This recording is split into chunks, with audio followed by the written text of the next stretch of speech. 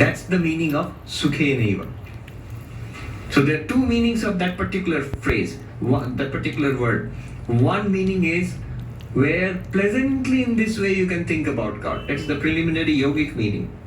The other meaning is the bliss in which thoughts do not intrude.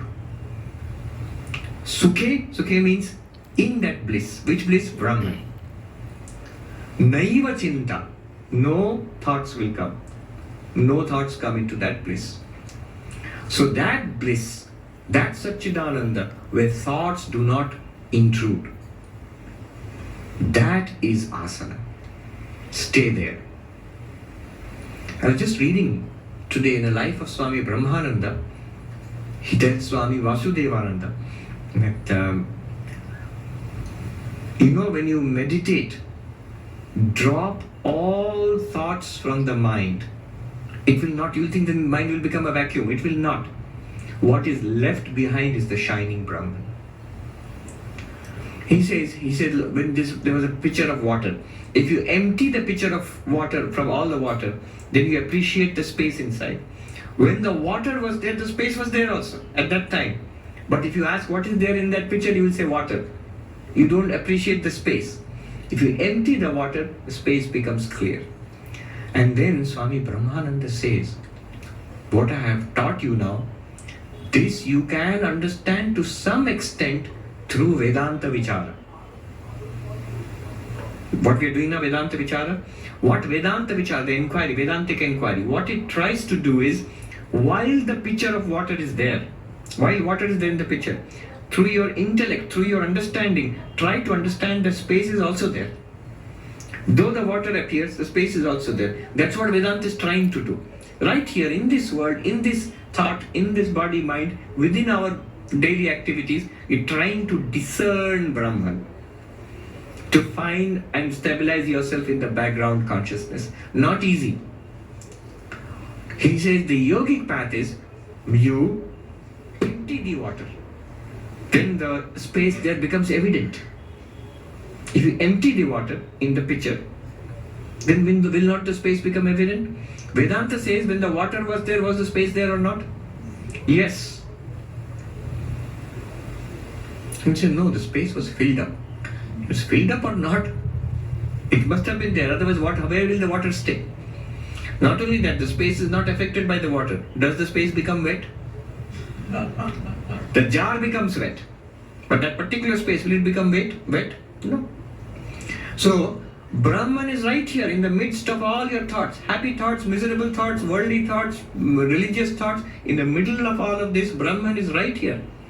But we are unable to separate that Satchidananda from thoughts. So the yogic path is empty your mind of thoughts. Then Brahman becomes, or that Satchidananda becomes evident. The teaching is not complete, but you have a question? Do you think then the mind will become vacuum if you empty all thoughts? Not vacuum. Satchidananda becomes clear then, that there is a witness consciousness. Then he says another way is, remove the impure water. You fill it with noble thoughts, thoughts of God, sattvic thoughts. Then what will happen? The word praising is very interesting. He says, those noble thoughts will clearly shine in the light of Brahman. So, he says, for example, if you think of the name and form of Ishta Devata, of God, then it will shine in the light of Brahman. Everything is shining in the light of Brahman. Even an unholy thought is shining in the light of Brahman. This I am adding, tika, tippani, commentary. Brahmananda did not say this. Even an unholy thought is shining in the light of Brahman. But there the mind is fixed on the unholy thought. It misses that Brahman which is consciousness itself. But a sattvic thought, a holy thought, a spiritual thought is somewhat transparent. So when that appears, same light of Brahman means pure consciousness, Brahman itself is light.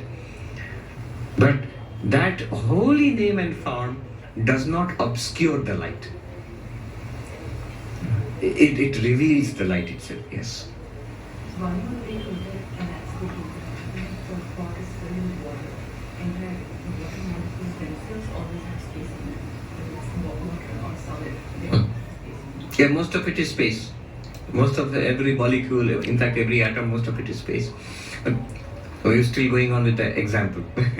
But here, so the one way is to fill up the mind with the mantra of God, with the form of God. That name and form, a holy name and form, do not obscure pure consciousness. So then Swami Brahmananda tells Vasudevanandaji that today what I have given you is a very secret instruction. Practice it practice it sincerely. You will get illumination very shortly. Yes. Whether we are going towards Brahman or not. Yes, any number of signs are there. What are the signs? In general, the signs are you have an increased pull towards God, towards spiritual life, and a decreased pull towards the worldly life. That's in general. But small things will be there. Things which used to bother you so much earlier, they don't bother you too much now. Things which would disturb your peace of mind earlier, they don't disturb your peace of mind so much. Things which had no interest for you earlier in philosophy and spiritual life, and those you find very sweet and very, very nice to read about, think about. These are all signs of the mind becoming sattvic and being pulled Godward. If you don't want like the use of the term of God, you can say towards the spirit, towards Atman, towards enlightenment.